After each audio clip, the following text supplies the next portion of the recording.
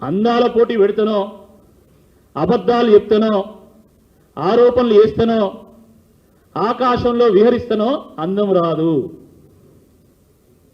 ప్రజల మనసును అర్థం చేసుకొని ప్రజల కోసం పనిచేసినప్పుడు, ఇచ్చిన మాట మీద నిలబడ్డప్పుడు, ప్రజలకు ఇచ్చినటువంటి 6 గ్యారంటీలను 420 హామీలను అమలు చేసినప్పుడు మీకు అందం వస్తుంది.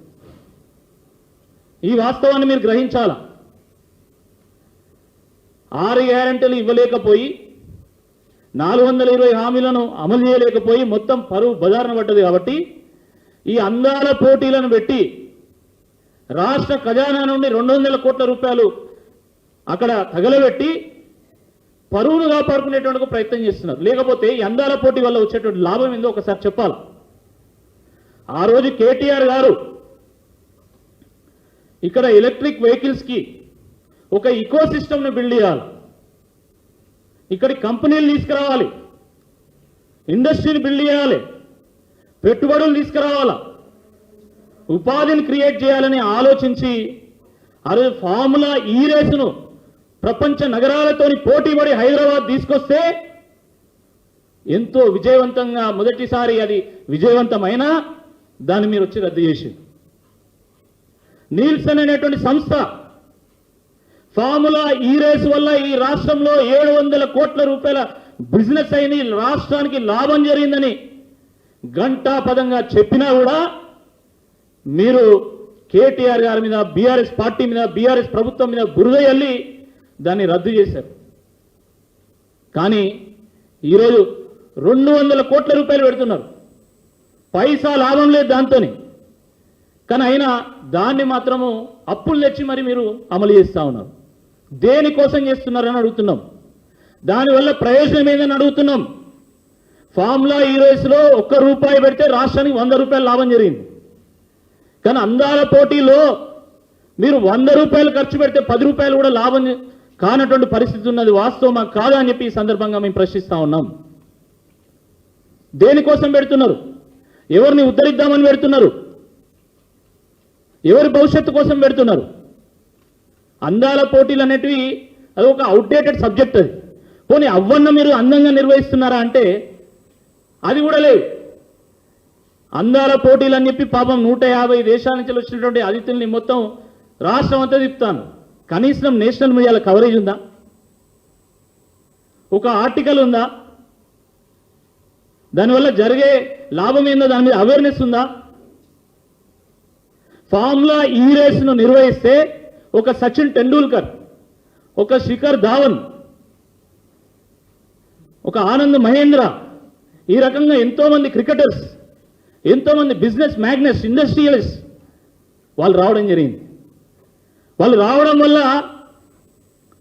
మన దేశం యొక్క ప్రతిష్టలు, మన రాష్ట్రం యొక్క ప్రతిష్ట పెరిగింది, పెట్టుబడులు వచ్చినాయి, బిజినెస్ అయింది, ఆదాయం వచ్చింది. కానీ మొన్న జరిగినటువంటి స్టేట్ డిన్నర్లో, గెస్ట్కిచ్చినటువంటి డిన్నర్లో ఎవరు పాల్గొన్నారండి? చూడండి ఒకసారి. ఏ ప్రముఖులు పాల్గొన్నారు దీంట్లో? ఏమొస్తుంది దీంతో? కనీసం ఆ వచ్చినటువంటి ఆ గెస్ట్ని నానక్రామ్గూడకో, గచ్చిబౌలికో లేదా కోకాపేట తీసుకుపోతేనన్నా తెలిసిపోయేది. హైదరాబాద్లో ఇంత పెద్ద కంపెనీలు ఉన్నాయి, గూగుల్ ఉంది, మైక్రోసాఫ్ట్ ఉంది, యాహూ ఉంది, ఫేస్బుక్ ఉంది. ఇలా ప్రపంచంలో ఉన్నటువంటి మేటి కంపెనీలన్నీ హైదరాబాద్లో ఉన్నాయని ఆ 150 దేశాల నుంచి వచ్చినటువంటి అతిథులకు తెలిసేది. వాళ్ళు పోయి వాళ్ళ దేశాలకు చెప్పేది. ఈరోజు మీరు ఏం చేస్తున్నారు? ఎక్కడ తిప్పుతున్నారు? మీరు పర్యాటక కేంద్రాలు తీసుకొస్తే మాకు అందం వస్తుందా? నా తెలంగాణ కోటి రత్నాల వీణ, అనేక అందాల జాన. అలాంటి తెలంగాణకు వీళ్ళ వల్ల అందం వస్తుందంటే ఎవరు నమ్మరు. వీళ్ళ వల్ల ఏదైనా ఉపాధి, ఉద్యోగాలు, పెట్టుబడులు అవస్థ లాభం ఉంటుంది. కాబట్టి ప్రభుత్వం ఇప్పటికైనా మించిపోయింది ఏం లేదు. ఇంకా వాళ్ళు ఎందుకంటే మొండికేషన్లు, దేశంలో యుద్ధం జరగని, ఇంకేమైనా జరగని. మీరు చూడండి, హోమ్ మినిస్ట్రీ నుంచి వెళ్ళి రాష్ట్ర ప్రభుత్వానికి అలర్ట్స్ వస్తున్నాయి. Hyderabad is an high alert. కేంద్ర ప్రభుత్వం నుంచి సందేశాలు వస్తుంటే వీళ్ళు మాత్రం అందాల పోటీ నిర్వహిస్తారు. పోలీసులు ఏం చేయాలి? అందాల పోటీల కాడ సెక్యూరిటీ ఇవ్వాలన్నా, హైదరాబాద్లో సెక్యూరిటీ ఇవ్వాలన్నా? ఆలోచించాలా?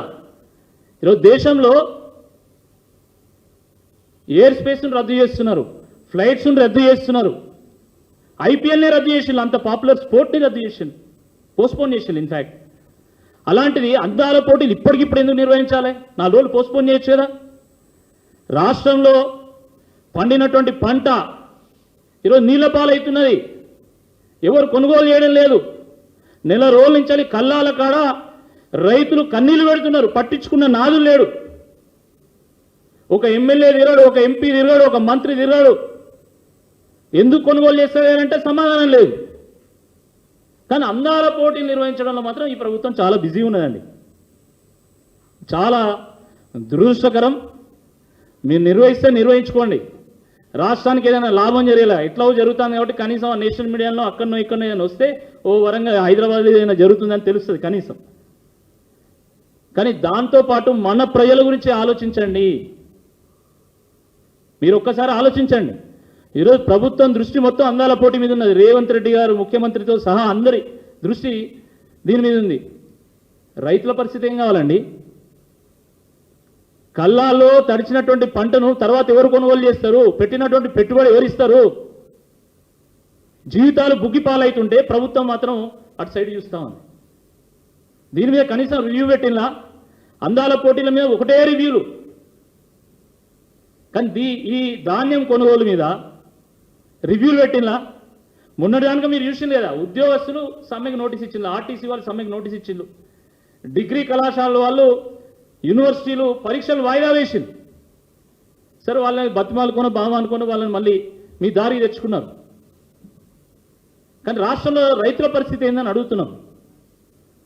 దీనికి సమాధానం చెప్పాల్సిందే ఈ సందర్భంగా కోరుతూ, ప్రభుత్వం ఇప్పటికైనా కూల్చివేతలు ఆపాలా. మీరు కూల్చేది ఒక షాప్నో ఒక డబ్బానో కాదు, పేద ప్రజల జీవితాన్ని కూలుస్తున్నారు మీరు. ఇది గుర్తుపెట్టుకోండి. ఒక అమ్మ కూరగాయలు అమ్మి, పండ్లు అమ్మి తన కుటుంబాన్ని సాగుతుంది. ఒక కిరాణం డబ్బా పెట్టుకొని ఒక కిరాణం అమ్ముకొని తన కుటుంబాన్ని సాగుతుంది. ఉన్న ఫలంగా రాత్రి వచ్చి ఆ డబ్బాను లేపేసి దాన్ని మొత్తం విధ్వంసం చేస్తే తన పిల్లలు ఏం కావాలి, తన కుటుంబం ఏం కావాలి? ఒకసారి ఆలోచించాలి. కాబట్టి ప్రభుత్వం ఇప్పటికైనా మానవతా దృక్పథంతో మున్సిపల్ శాఖ అధికారులు ఎవరైతే ఈ షాపులను కూల్చివేషన్లో, ఈ చిన్న చిన్న వ్యాపార సముదాయాన్ని కూల్చివేషన్లో వాళ్ళు ఆ నష్టాన్ని అంచనా వేసి నష్టపరిహారం చెల్లించాల్సిందిగా మేము డిమాండ్ చేస్తున్నాం. అందాల పోటీకి 200 కోట్లు ఖర్చు పెడుతున్నాం. వాళ్ళ కోసం ఒక 2 కోట్లు 3 కోట్లు ఇవ్వండి, తప్పేముంది దాంట్లో. మనిషికి ఓ 10 కోట్లు, 10 లక్షలు 20 లక్షలు ఇస్తే వాళ్ళు మళ్ళీ ఇంకేదైనా వ్యాపారం పెట్టుకుంటారు. అదేవిధంగా ప్రభుత్వం వాళ్ళకు ప్రత్యామ్నాయ మార్గాన్ని చూపాలి. వాళ్ళకు మీరు ఒక మార్కెట్ క్రియేట్ చేస్తారా, వెండింగ్ జోన్స్ క్రియేట్ చేస్తారా, లేకపోతే మీరే స్టాల్స్ పెట్టి వాళ్ళకి ఏమైనా లీజ్కి ఇస్తారా? వీటి గురించి ఆలోచించాల్సిందే ఈ సందర్భంగా మేము గుర్తు చేస్తున్నాం. ఏ రకంగానైతే హైడ్రా విషయంలో, మూసీ విషయంలో, లగ్జర్ల విషయంలో, ఫ్యూచర్ సిటీ విషయంలో, హెచ్సియు విషయంలో బీఆర్ఎస్ పార్టీ పోరాటం చేసిందో తప్పకుండా ఈ కూల్చివేతల విషయంలో కూడా, చిరు వ్యాపారాలకు సంబంధించినటువంటి కూల్చివేతల విషయంలో కూడా తప్పకుండా బీఆర్ఎస్ పార్టీ పోరాటం చేస్తుంది. ఈ రాష్ట్రంలో ఉన్నటువంటి పేద ప్రజల పక్షాన ఉంటుంది అని చెప్పి ఈ సందర్భంగా మళ్ళొకసారి గుర్తు చేస్తున్నాం.